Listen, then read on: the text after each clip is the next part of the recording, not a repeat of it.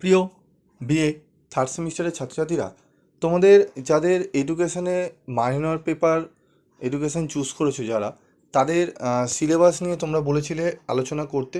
তো আমি তোমাদের অলরেডি সিলেবাস এবং কোশ্চেন প্যাটার্ন এবং তোমাদের সাজেশান চ্যাপ্টার ওয়াইজ দিয়ে দিয়েছি। তোমরা আশা করি সেগুলো দেখেছো। তো তবু তোমরা অনেকে বলছো যে স্যার আমাদের একটু যদি আরেকবার বুঝিয়ে দেন সিলেবাস সম্পর্কে। তো চলো আমরা আজকের এই ভিডিওতে তোমাদের আরেকবার আমি বুঝিয়ে দিচ্ছি তোমাদের সিলেবাস এবং কোশ্চেন প্যাটার্ন। ভালো করে বুঝে নাও কি কি কোশ্চেন তোমাদের আসবে, সেটি জানার আগে আগে সিলেবাসটা জানা দরকার, ঠিক আছে? তো দেখো, সিলেবাস জানতে হলে তোমাদের আগে আমি তোমাদের একটু বলে দিই তোমাদের যে পেপার কোড, ঠিক আছে, যারা অনার্সে, যাদের অনার্স রয়েছে অন্যান্য সাবজেক্টে, ধরো পলিটিক্যাল সায়েন্সে অনার্স, হিস্ট্রিতে অনার্স, তাদের মাইনর পেপার যাদের রয়েছে এডুকেশান, তাদের হবে হচ্ছে মাইনর 2, ঠিক আছে? এবং যারা জেনারেল রয়েছে তাদের এটি হবে মাইনর 1 পেপার, ঠিক আছে, বা M1, ঠিক আছে? তোমাদের মাইনর পেপারে দেখবে যাদের এডুকেশান রয়েছে অনার্সে, তাদের পেপার কোড হচ্ছে M2, এবং যারা জেনারেলে দেখবে মাইনর পেপারে এডুকেশান রয়েছে তাদের M1, ঠিক আছে? তো সিলেবাস কী রয়েছে সেটি নিয়ে আলোচনা করব। তার আগে বলি, তোমাদের সাবজেক্টের নাম হচ্ছে শিক্ষার পরিচয় ও দার্শনিক ভিত্তি, ঠিক আছে? শিক্ষার পরিচয় ও দার্শনিক ভিত্তি। তো এই সাবজেক্টটি আমি তোমাদের আজকে সিলেবাস আলোচনা করব, এবং তোমাদের আমি বইয়ের নামও আমি তোমাদের বলে দিচ্ছি। তো দেখো, ইউনিট 1-এ কনসেপ্ট অফ এডুকেশন, শিক্ষার ধারণা, ন্যারো অ্যান্ড, ঠিক আছে, ব্রডার কনসেপ্ট অফ এডুকেশন, ঠিক আছে? তারপর দেখো, aim of modern education with special reference to Delors commission, Indian school of philosophy, ঠিক আছে? তারপর রয়েছে ওয়েস্টার্ন স্কুল অফ ফিলোসফি। শিক্ষার সংকীর্ণ এবং বিস্তৃত ধারণা বা বিস্তীর্ণ ধারণা, ঠিক আছে? বা তোমাদের তারপর হচ্ছে টেলর কমিশনের বিশেষ উল্লেখ সহ আধুনিক শিক্ষার লক্ষ্য, ভারতীয় দর্শনের শাখা, বৈদিক বৌদ্ধ ধর্ম, পাশ্চাত্য দর্শনের শাখাসমূহ। প্রথম অধ্যায় থেকে তোমাদের এই যে চারটে তোমরা দেখতে পাচ্ছ, এই অধ্যায়গুলো ভালো করে কিন্তু তোমাদের কভার করতে হবে প্রথম অধ্যায় থেকে, ঠিক আছে? এই বিষয়গুলো, যে শিক্ষার সংকীর্ণ অর্থ, ব্যাপক অর্থর ধারণা, ডেলর কমিশনের বিশেষ উল্লেখ সহ আধুনিক শিক্ষার লক্ষ্য, ভারতীয় দর্শনের শাখা। তারপর দেখো, ফ্যাক্টর অফ এডুকেশন, শিক্ষার উপাদান রয়েছে। উপাদানের মধ্যে রয়েছে, দেখো দেখে নাও, আমাদের ইংলিশটা টাইপ করা রয়েছে, তোমরা দেখে নাও। যেখানে রয়েছে টিচার, কোয়ালিটিস রয়েছে, ডিউটিস রয়েছে, কারিকুলাম রয়েছে, কো কারিকুলাম অ্যাক্টিভিটিস রয়েছে, এডুকেশনাল ইনস্টিটিউশন রয়েছে, informal, formal and non formal, their inter relation, ঠিক আছে? চাইল্ড লার্নিং রয়েছে। দেখো তার বাংলাটা দেখে নাও তোমাদের। শিশু শিক্ষার্থী, শিক্ষার্থীর ওপর বংশগতি এবং পরিবেশের প্রভাব, শিক্ষক, একজন ভালো শিক্ষকের গুণাবলী ও কর্তব্য, পাঠ্যক্রম এবং সহ পাঠ্যক্রমিক কার্যক্রমের ধারণা এবং সহ পাঠ্যক্রমিক কার্যক্রমের ধরন এবং তাৎপর্য, শিক্ষা প্রতিষ্ঠান, অপ্রথাগত, প্রথাগত ও প্রথা বহির্ভূত শিক্ষা ও তাদের আন্তঃসম্পর্ক।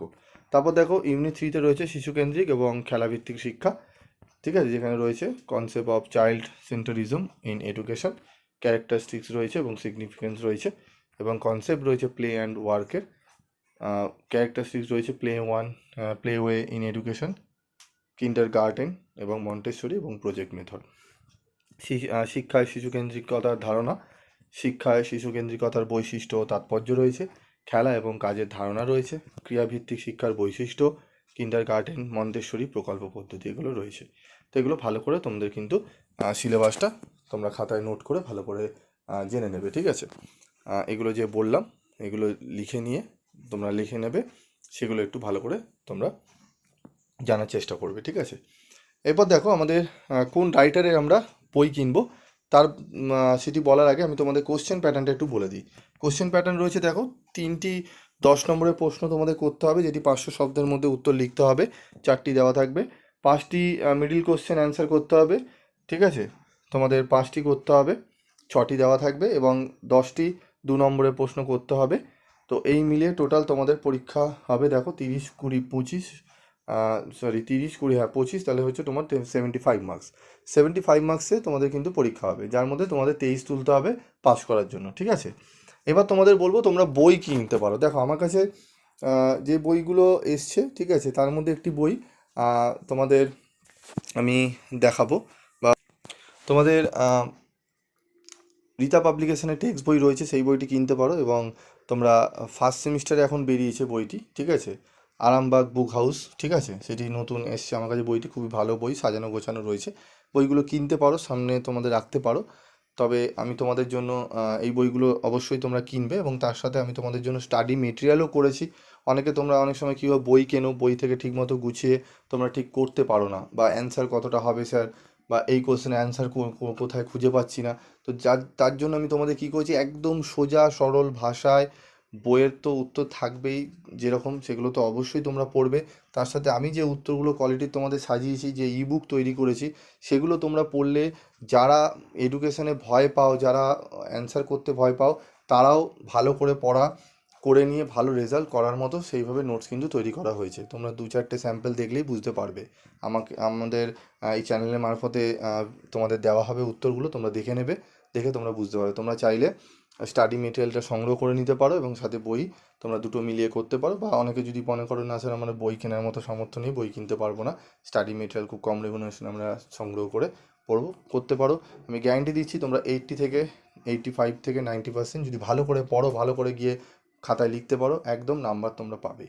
100% কমন তো তোমরা পাবেই, অনেক জায়গায় তোমাদের হয়তো 90% 95% কমন দিয়ে দেয়, ঠিক আছে, কিন্তু উত্তরের কোয়ালিটি কিন্তু বেটার করতে হয়, ঠিক আছে। তো তোমরা যদি নিতে চাও সেক্ষেত্রে যোগাযোগ করতে পারো। নাম্বার হচ্ছে তোমাদের 7278981430 এই নাম্বার, এবং অনলাইন ক্লাসেরও সুযোগ সুবিধা রয়েছে। তোমরা কোন কোন সাবজেক্টে অনলাইন ক্লাস করতে চাও তোমরা অবশ্যই যোগাযোগ করো। আজকের মতো এটুকুই, দেখা হচ্ছে পরবর্তী ভিডিওতে। সকলে ভালো থাকবে, সুস্থ থাকবে।